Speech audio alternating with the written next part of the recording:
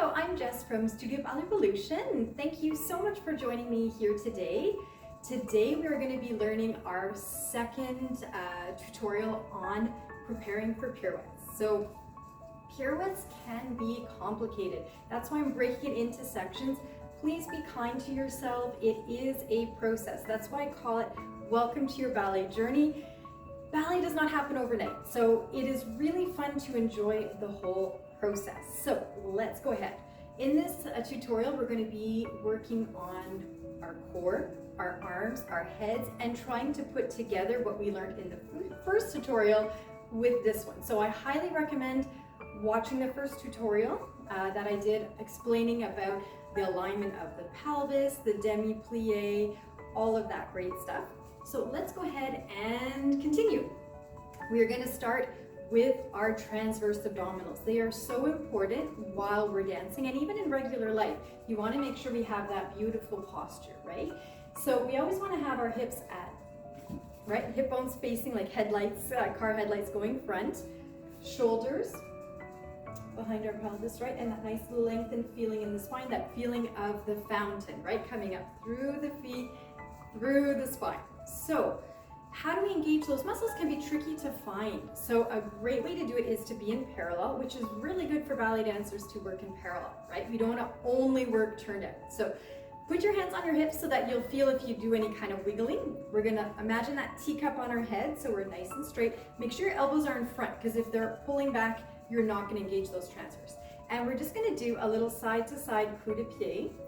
And if we don't move our hips, right away I feel an engagement of my transverse abdominals. You can hold on to a counter, a chair while doing this, a wall, if you find it hard to do just standing, but you should feel those transverse engage. We want to be using those all the time while we're doing ballet. Good. Then we want to feel the wrapping of the obliques. So I like to think of it as like a gentle hug. So someone's coming up behind you and just giving you that nice gentle hug. You want to make sure you can still breathe, right? So we're not really contracting, it's a gentle release, right? Good. The neck. We want to make sure that we feel the cervical spine, and that's really important for spotting. So we understand now about our core. Let's talk about the neck and spotting. So when we spot, you want to be focusing on something in front of you. Try to find a wall or something that has a lot of different objects, and you can focus on one. Your eyeballs, we don't want to be turning looking from our eyeballs, right? Our eyes actually go pretty far back into our head, close to our ears. So that's what helps us to feel that we're moving from the neck, right? So we want to think that we're moving from the cervical spine. You spot, you look at something, you keep your head as long as you can, and you turn your head. We do not want to move from the chin. That's enough to throw off your whole pirouette. So try not to tilt from the chin. That's why I'm talking about moving from the back of the neck. A great way to check if you are kind of pulling your chin out or tilting it is to put your hand under your chin. And let's go the other way. So you're looking, and flip that head. And if you find that your hand is being pressed in a different way, it means that your chin is tilting. And like I said, that is enough to throw off your pirouette. So that's the thing about pirouettes. There are so many elements to it. And if one of them is off, that's enough to throw off the turn. So we have learned about our core, about spotting. Now let's move on to the arms and also the engagement with the core. So we want to feel that the shoulder blades are connecting with that little fire, right? Where our hamstring and glutes meet. We want to be engaging there all the time when we're dancing, that nice lifting up, right? So we want to feel that connection of the shoulders and the shoulder blades with that hamstring and glute connection on both sides. That's going to help lock in our upper body so we're not kind of wobbling and losing our balance. So we want to feel those transverse, the obliques, and that locked in feeling under the glutes and the shoulders. We want to feel the shoulders wide. We don't want to compress. So just a little test, push your shoulders down and try to move your arms. It's really hard, right? It doesn't work.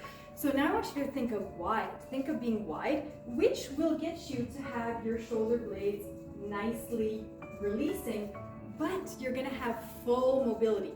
So do you see how when you keep your shoulders wide, you can still move them? They're not being pressed down. So we want to always think of wide in the shoulders, and let's work on our arms. So we can stand in a first position or whatever. So when our arms are in first position, we want to be bringing them in for the turn from the forearm and the palm. And we want our fingertips to be almost touching. Imagine you have really long nails. Try to lock in that kind of circular feeling in the arm. So we're not lifting from the shoulders. I keep my shoulders wide, and it's my forearm and fingertips coming into that first position when I do my coup de pied or my releve. Another thing, the thumbs. Don't underestimate the power of your thumbs. So if my thumbs are out, do you see how it's soft here where the pectoral and the shoulder meet? When I bring them in towards the middle finger and I have a slight engagement, right, of trying to touch them together, right away I feel that connection with slight connection with my pectoral muscle and my shoulder. So it's not overdoing it, but once again that helps to lock in so our arms aren't going all over the place. So we've got the fingers kind of doing a circle between the middle fingers are staying together. We have that width in the shoulders, and we have that feeling of our shoulders sliding kind of into your back pocket and lifting here. So there's that gentle connection in the back. Plus when we move from the head. So we have just learned a whole bunch of stuff. Now let's try to put that together with our block. So I love the block because it helps us not to cheat. So because I'm not there and I can't correct you, this helps a lot. I also recommend doing practicing in front of a mirror. Okay, it's not to judge ourselves, but it's to be able to check our alignment. Okay, so let's start with a third. So the first time I'll do it in third position. Remember we talked about having the block follow the foot. Make sure you're lifting in the arch, that tripod feeling, right? That we're not rolling. So important in a pirouette. If I roll, look where it's shooting my pelvis. My pirouette is not going to work. So you want to feel, right, that the back part of your foot is in the floor, that we're rotating from the back of the leg, doing that beautiful spiral. So I'm in a nice third position. Let's start with our arms in second. Be careful once again. If I'm moving from my upper arm and my elbows are going back, I'm not going to have a very nice turn, right? Arms always in front of you. You should be able to see them out of the corner of your eye, elbows up. We're going to bring those arms in. So you always want to start with your arms a tiny bit before the legs. So we're bringing the arms in, we're doing a beautiful plie and scooping up underneath those toes, lengthening through the spine. Feel that little fire under you and slowly back down. So if that coordination is too much, you don't want to do that kind of coordination, you can keep your arms here. So let's do it one more time with the arms just in first position already. Plie, scooping from under the sole of the foot up, feeling under those glutes. That's it, my shoulder and my little glute fires under my hamstring, and like between the connection of the hamstrings and glutes is connected. Plie and straight. Fantastic. Let's do the other side. So once again, placing, we don't want the block to go flying, right? So if we do it correctly, the block should not move. So we place it in your turnout, right? 12 o'clock with those hips, making sure they're nice and square. Here we go. So you can either have your arms in second, or we're going to do our plie, bringing those arms in, right forearm, scooping under the toes, lengthening under the glutes, elbows to the sides, neck nice and long, and releasing down and straightening. So really important to move from the sole of the foot and the back of the leg. If I go from the top of the foot, I'm gonna shoot myself to the side. So really important. Good, let's do that one more time. Here we go. So like I said, you can have your arms in first already. Plie, lengthening through the spine. Visualize that teacup.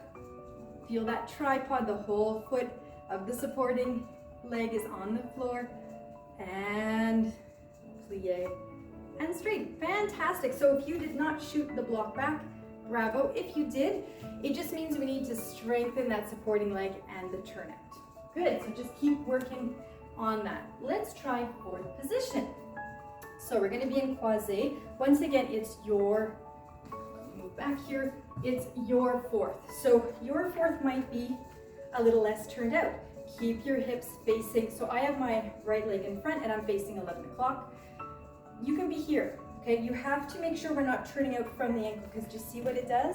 So bad for my knee, my back, my ankles. We do not want to hurt ourselves. You should never have any discomfort, any pain, okay? So here we go. So I'm in my fourth. I'm gonna do the more vagon of a fourth. We keep the back leg straight. Personally, I like that because it keeps me more lifted. Like I feel like my pelvis is more straight and my weight is more on the front leg. You do not have to do that. If you prefer to have the fourth position like that, that's fine. But please make sure we're not sitting on that back leg. If you're really lifting under the glutes and you're rotating from the back of the leg and spiraling, you can't really sit. So that's another thing. I'm going to talk about a checklist at the end of the video. Go through your checklist. Oh, I'm sitting. Oh, I don't think I'm really lifting under where the hamstring glute meets, and I'm not spiraling enough. Okay, so just be aware of that. So here we go. We're going to do our fourth position. Arms in a third arabesque. So while I'm doing my plie, I'm preparing my arms, right? Scooping under and coming up, lengthening through the spine. You can do a retiré if you want, or just a coup de pied, and back into a deep lunge to finish. So our goal is to not let that block go, right? So it takes a lot of turnout support in that supporting leg. Fantastic. Another thing that's crucial to your turn is how you peel that back foot off the floor. I'm just going to go in this position so you can see. If I go towards my pinky, do you see how it's shooting my whole pelvis off? So our goal, right, is to have the pelvis as neutral as possible so that our turn can just go straight up. If I spiral from, once again, the back of the leg, the sole of the foot, and I bring my heel forward, right, in that spiral, that opening, that feeling of the French doors, forward towards my big toe, do you see how right away my pelvis is much better placed, right? So important not to go to the pinky when you're taking that foot off.